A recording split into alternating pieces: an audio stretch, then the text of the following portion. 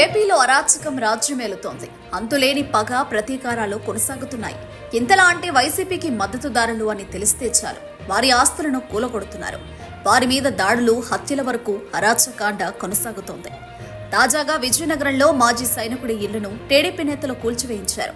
వైఎస్ఆర్సీపీకి ఓటు వేశారనే కారణంతో మాజీ సైనికుడు పతివాడ వెంకునాయుడు కుటుంబాన్ని కొన్ని రోజులుగా టీడీపీ నాయకులు వేధిస్తున్నారు. ఈ క్రమంలోనే వెంకునాయుడుపై ప్రతీకారంతో అధికారం చేతిలో ఉంది కదా అని టీడీపీ నేతలు దారుణానికి పాల్పడ్డారు.